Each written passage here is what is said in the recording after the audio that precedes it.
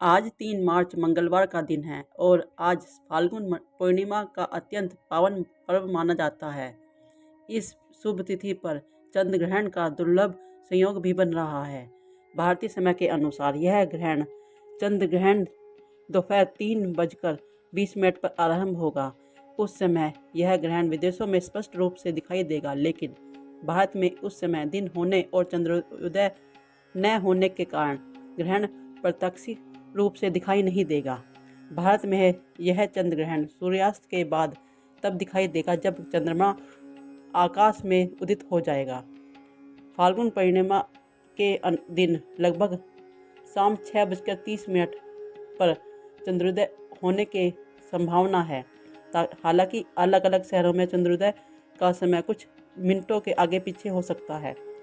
चंद्र ग्रहण का समापन यानी मोक्ष का काल शाम 6:47 पर होगा। इस प्रकार भारत में यह ग्रहण केवल कुछ ही मिनटों के लिए दिखाई देगा, यह भी अपने अंतिम चरण में। हिंदू धार्मिक मान्यताओं के अनुसार यदि किसी स्थान पर ग्रहण दिखाई देता है तो वह सूतक काल मान्य होता है, क्योंकि यह ग्रहण भारत में नहीं दिखाई देगा। भले ही अंतिम चरण में इसके लिए सूतक काल भारत में भी प्रभावित माना जाएगा। चंद्र ग्रहण का सूतक काल लगभग 9 घंटे पहले शुरू हो जाता है।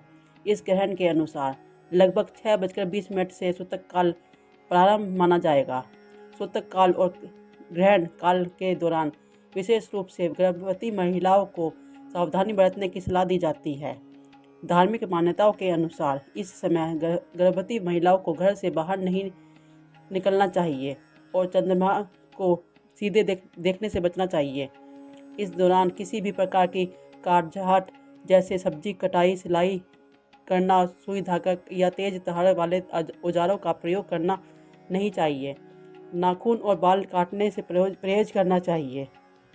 इस समय मानसिक रूप से शांत रहना बहुत आवश्यक माना जा गया है। यदि संभव हो तो बैठकर मंत्र जाप करें। यदि बैठना संभव नहीं है तो लेटकर धार्मिक कथाएं, भजन या मंत्र सुनते रहें। जो भी भक्ति का मंत्र हो, अपने मन में को शांति देता हो, उसका स्मरण करना शुभ माना जाता है। तनाव, क्रोध और नकारात्मक विचारों से भी दूर रहना चाहिए। गर्भवती महिलाओं को अपने पास तुलसी पत्र, गंगाजल या कुशा का रखना भी शुभ माना जाता है।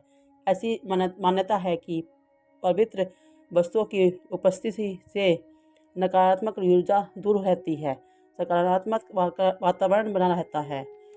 ग्रहण का सूतक काल के दौरान भोजन और पकाने और भोजन करने से बचने की परंपरा है। विशेष रूप से जब ग्रहण दिखाई देना शुरू हो जाए, उस समय से लेकर मोक्ष काल तक के भोजन ग्रहण नहीं किया जाना चाहिए।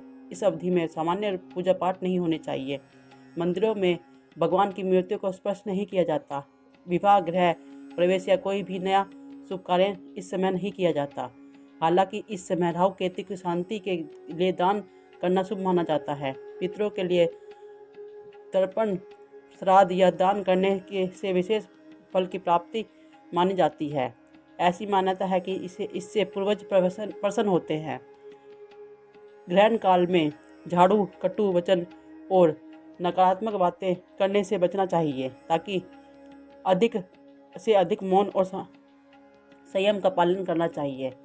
सूतक काल लगने से पहले भोजन में तुलसी पत्र या कुशा डालने की भी परंपरा है, जिससे भोजन शुद्ध बना रहता है। ग्रहण के बाद उसका सेवन किया जा सकता है। ग्रहण का काल में मंत्र जाप करना अत्यंत शुभ माना जाता है। इस समय महामृत्युंजय मंत्र, भगवान विष्णु, श्री कृष्ण या चंद्र देव के मंत्रों का जाप, भगवती गीता, रामायण या अन्य धार्मिक ग्रंथों का पाठ किया जा सकता है। दान की सामग्री यदि तुरंत देना संभव न है तो ग्रहण काल के से स्पर्श कराकर उस समय किया जा सकता है। ग्रहण समाप्ति के बाद जरूरतमंदों को दान दिया जा सकता है। धार्मिक शास्त्रों में यह भी बताया गया है कि बुजुर्ग, बीमार व्यक्ति के और छोटे छोटे बच्चों को सूतक काल और ग्रहण के कठोर नियमों से छुट्टी होती है।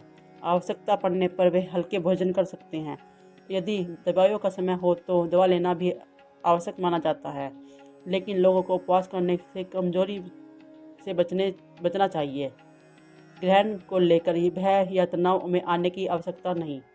ग्रहण के समय स्नान करना, घर में गंगाजल छिड़कना, भगवान की मूर्तियों को स्नान कराना, पुण्य पूजा पाठ करना, ताज़ा मांस, सात्विक भोजन बनाना शुभ माना जाता है। ग्रहण के बाद किया गया दान विशेष फलदायी होता है। संभव हो तो जरूरतमंद व्यक्तियों को ताज़ा भोजन कराएं या अनाज वस्त्र आदि को दान दें।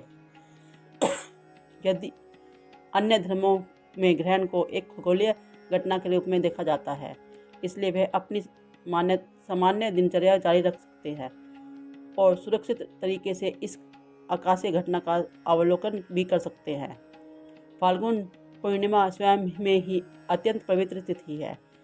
यह वही दिन है जब भक्त उल्लास, भक्ति और आत्मचिंतन में डूब जाते हैं। चंद्र ग्रहण का समय यह संयोग हमें संयम, साधना और आत्मबुद्धि का अवसर देती हैं। इसलिए इस ग्रहण से डरने के बजाय इसे सकारात्मक ऊर्जा के और भक्ति के में बदलें। ईश्वर से यही प्रार्थना है कि यह ग्रहण आपके जीवन को भी सभी नकारात्मक को दूर करें और जीवन को खुश, शांति और स्वास्थ्य से भरें। आप सभी पर भगवान की कृपा बनी रहे। अगर प्रियदेव दर्शन चैनल के लिए यह वीडियो आपको अच्छी लगी हो तो वीडियो को लाइक करें, शेयर करें और कमेंट करें। राधे राधे।